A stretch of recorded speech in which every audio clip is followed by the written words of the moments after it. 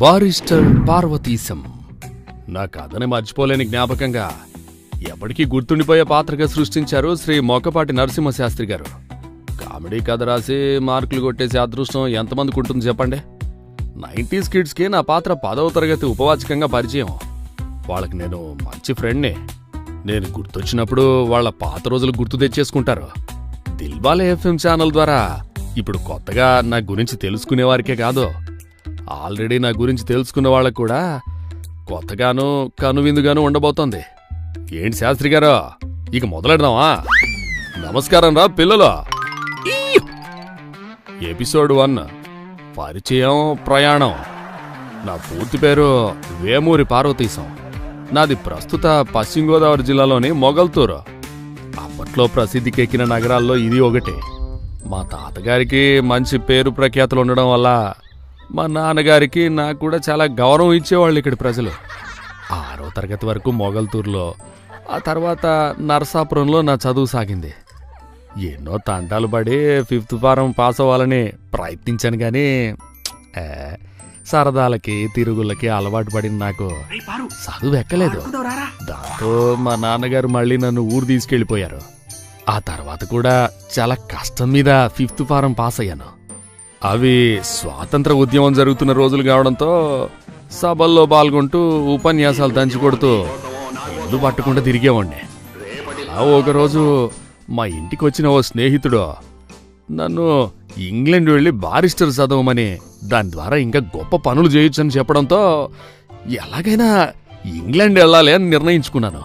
పరిగెడితే తప్పు కాదు, ఆగావు అంటే పొరపాటు, ఎదగాలంటే ఎగరాలి అనే ఈ సిద్ధాంతాన్ని రాసుకొని ఇంట్లో వాళ్ళకి చెప్తే వెళ్ళనివ్వరనే నా ఫ్రెండ్ దగ్గర కొంత డబ్బు అప్పుగా తీసుకొని లండన్ బయలుదేరాను. ఆ సాహసయాత్ర అండే నా కథ. స్వాతంత్రానికి 3 దశాబ్దాలు అంతకంటే ముందు మన దేశంలో పరిస్థితులు ఎలా ఉండేవో, లండన్ వెళ్ళడానికి ఎన్ని తిప్పలు పడాలో నా కథలో ఇనేండి మరిగా. కాస్త చదువుకున్నవాడిని కావడంతో నాకు ఇంగ్లాండ్ వెళ్ళడానికి ఎక్కడి నుండి వెళ్ళాలో, ఎలా వెళ్ళాలో కాస్త ఐడియా ఉందిలేండి. కానీ వచ్చిన సిక్కల్లా ఏమేం తీసుకెళ్లాలా అని. అందుకేనండి ముందు లేచిన దగ్గర నుండి పడుకునే వరకు అవసరమైన ప్రతి వస్తువు ఆలోచిస్తూ ఉదయాన్నే బ్రష్ చేసుకోవడానికి 10 వేప పూలలో, కాస్త బొగ్గు పొడి, 4 గీసుకోవడానికి 10 తాటాకు బద్దలు, 1 ఇత్తడి చెంబు, 2 తుండుగుడ్డలు, స్నానం తర్వాత తలకు రాసుకోవడానికి కొబ్బరి నూనె సీసా, తల దూకోవడానికి 1 దువ్వెన, బొట్టు పెట్టుకోవడానికి విభూతి, ముఖం చూసుకోవడానికి 1 పావలా పెట్టి చిన్న అద్దం కూడా కొన్నానులేండి. ఆ తర్వాత అక్కడ మనలాంటి బట్టలు వేసుకోరు కాబట్టి 4 షర్ట్లు, 2 జతలు షూసు, టైలు కూడా కొన్నానండి. అక్కడ సూట్లు కూడా ఎక్కువ వేసుకుంటారు కాబట్టి అందులో అక్కడ చాలా చలిగా ఉంటుందని విన్నాను. అందుకే 15 రూపాయలు పెట్టి మంచి ఖరీదైన సూట్ క్లాత్ కొని కుట్టమని టైలర్ వానికి ఇచ్చాను. కాని వాడు ఆ క్లాత్ చూసి నచ్చిందో లేక వాడి కొడుకు కుట్టుకోవడానికి దాచుకున్నాడో గానీ మొత్తానికే నాకు చాలని సూట్లు కుట్టాడు. ఇక తప్పక వాటిని కూడా సర్దుకుని అక్కడ మంచినీళ్ళు తాగడానికి 1 మరచెంపు కూడా పెట్టుకున్నాను. ఆ తర్వాత అక్కడికి వెళ్ళాక ఏం తినాలని ఆలోచించి అందరిలాగా హోటల్లో తినడం నచ్చక నేనే వండుకోవాలని చపాతీలు చేసుకోవడానికి కాస్త పిండి, నెయ్యి, స్టవ్లో పోసుకోవడానికి కిరసనాయిలో, భోజనాలు వండుకోవడానికి కావాల్సిన సామాను సర్దుకున్నానండి. అంతే కదండి మరే, అసలే నేను భోజన ప్రియుణ్ణి. ఆహారం కనిపిస్తే ఆకలి గుర్తొచ్చేస్తా ఉంటది. అందుకే ఇలా బూందీ లడ్డులాగా ఉంటాను. నేను కాస్త లావుగా ఉన్నా మనసు మాత్రం ఎన్నండి. అన్నట్టు నాకింకా పెళ్లి కాలేదండోయ్. మీకు తెలిసిన సంబంధాలుంటే చూడండి.